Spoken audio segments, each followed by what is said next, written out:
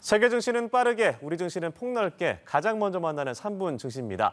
연합인포맥스 이민재 기자와 함께합니다. 안녕하십니까? 네, 안녕하십니까? 네, 먼저 현지 시간으로 지난주 금요일에 있었던 미국 증시 상황부터 정리해 주시죠. 네, 지난주 금요일엔 미국 주식시장이 혼조세를 나타냈습니다.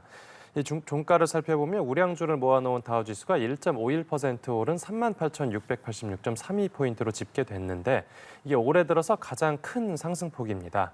또 대형주 위주의 S&P 500 지수도 0.80% 뛴 5,217.51포인트로 장을 마쳤습니다. 반면에 기술주 중심의 나스닥 지수는 0.01% 내린 16,735.01포인트로 거래를 마쳤습니다. 이 나스닥 지수는 3거래일 연속 마이너스를 기록했는데 여기에는 엔비디아에서 이틀 연속으로 차익 실현 성격의 매물이 쏟아진 영향이 작용했습니다.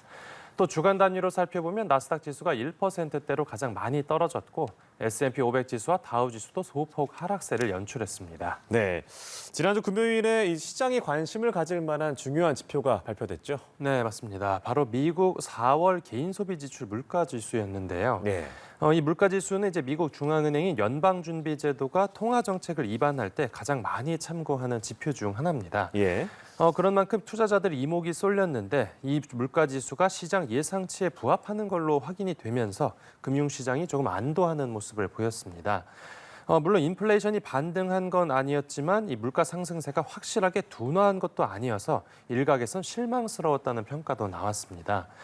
지금 중장기 물가 상승률이 여전히 2%대 후반에 머물러 있는데 이 연준의 물가 목표치인 2%까지는 한참 남았기 때문에 앞으로 6, 7월 물가 지표까지 보고 나서 인플레이션이 충분히 둔화했다라는 확신이 들어야 네. 이 미국 연준이 금리 인하에 나설 거라고 전망됩니다. 네, 6월, 7월 물가 지표까지 보겠다라는 연준의 설명이었습니다.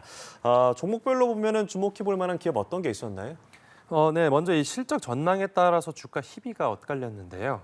이 인공지능 수혜주로 꼽히는 델 테크놀로지스 주가가 17% 넘게 내렸는데 네. 이게 전날 5%대 하락에 이어서 주가가 연속으로 급락한 겁니다. 회사가 인공지능 서버를 구축하는 데 드는 비용이 늘면서 분기 수익이 시장 예상치를 밑돌 거라고 내다본 영향이 컸습니다. 네. 반대로 의류업체인 갭은 주가가 큰 폭으로 오르면서 눈길을 끌었습니다. 이 주가가 하루 동안 무려 28% 넘게 뛰었는데요. 이 회사가 연간 매출 전망치를 높여 잡았고 또 1분기 실적이 시장 예상치를 웃돌면서 강세 분위기가 만들어졌습니다. 네, 델과 캡의 주가 차이가 크게 대비가 됐군요. 자, 국내 증시 살펴보죠. 지난주 코스피 시장 어땠습니까? 네, 지난주 금요일에 코스피 시장은 이제 강보합세를 나타냈습니다. 이제 5월 마지막 날에도 크게 반등하지 못하고 제자리 걸음에 그치면서 네. 이 투자자들 사이에서는 이른바 sell in May, 그러니까 5월엔 주식을 팔고 떠나라는 이 증권가의 오랜 속설이 이번에도 들어맞았다는 반응입니다. 지수 종가는 0.04% 상승한 2,636.52포인트로 최종 집계됐습니다.